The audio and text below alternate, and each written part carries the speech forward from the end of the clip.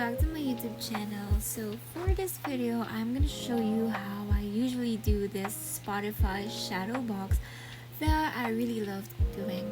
So first, I'm gonna import any of the screenshot for the code that I'll be tracing on my Procreate app, and I'll just trace the code.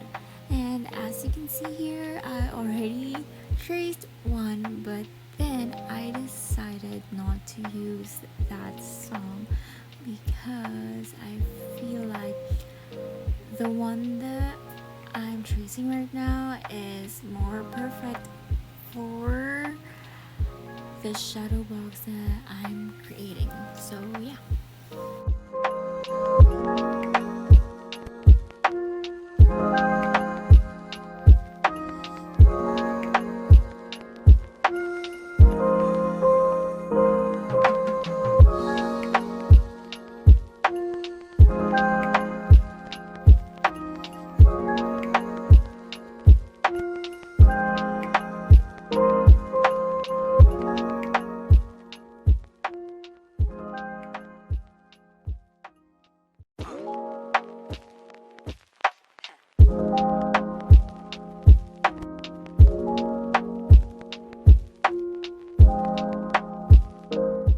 So once I'm done tracing the code, I'm gonna export it and I'm gonna send it to one of my other device to just check if the code will work or not before I proceed to my next steps.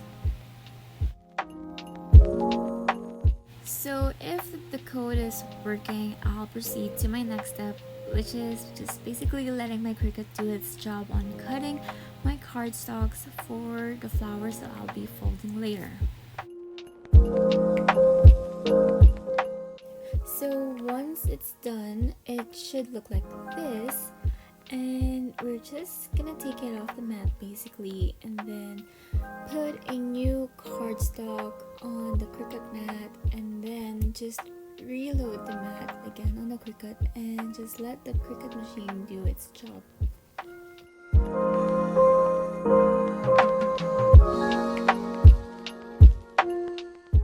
So for this shadow box, I decided to use different colors of blue to have that ombre effect, which is basically what I usually do when I'm doing these shadow boxes.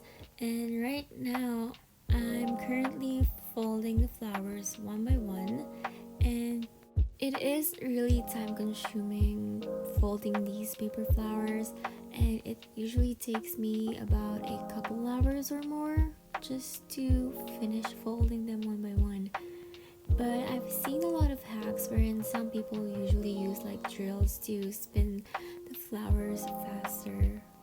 So over here, I decided to put a cardstock for the background of the flowers just to have that uniform blue color for my shadow box, and I think it will look better with this one on.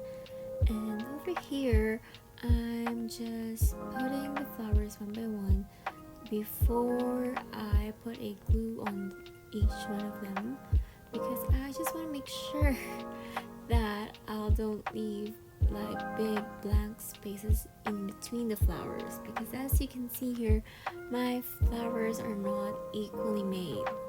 They have different sizes. So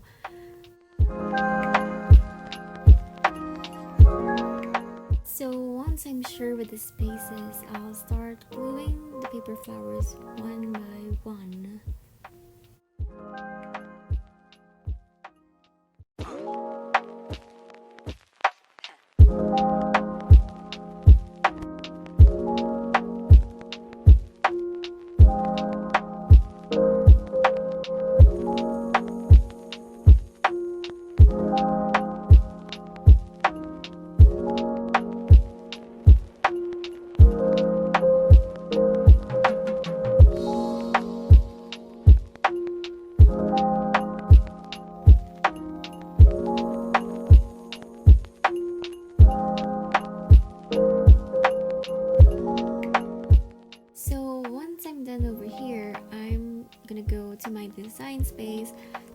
that I can import and lay out everything that I'll need for the glass of this shadow box, which is the Spotify thingy that we need. And just lay out it, and then I'll let Cricut do its job.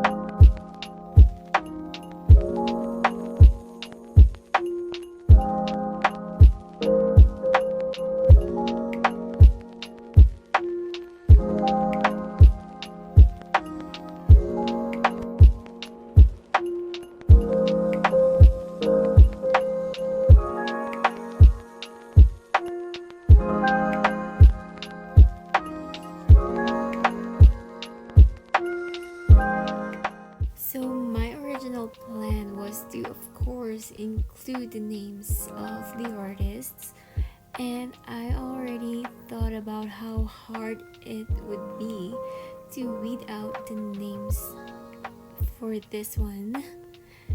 And I'm like, let me just try it, because just in case it goes out smoothly, it would be perfect, but if not, then it's still perfect. So I just tried doing it, but in the end, I tried cutting this with different settings and pressures and everything, but the names were just so hard to weed out. I even tried doing the washi settings and even iron-ons and the holographic settings with less pressure, more pressure, or the default and everything, but yeah, it's just so hard to weed out the names that I decided not to include them on this Spotify frame. I'll send it on my Cricut and let it cut the vinyl, and over here you can see me weeding out everything, and I used the washi settings with the default pressure for this one, and yeah, just enjoy watching me struggle weeding out every single part and every single word for this Spotify frame.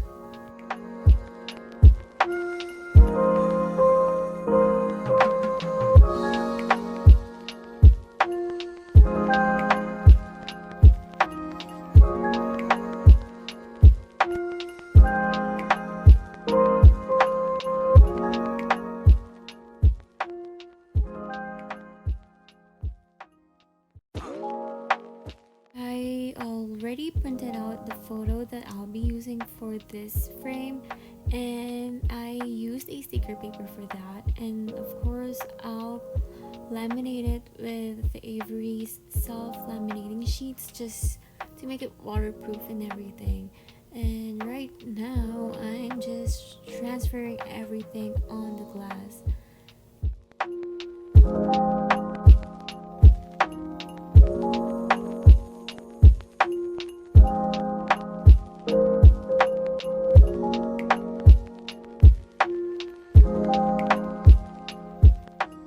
So this is how my Spotify shadow box looked like once it's done. And at the top part of this video, I attached a screen recording just to show that the code really does works.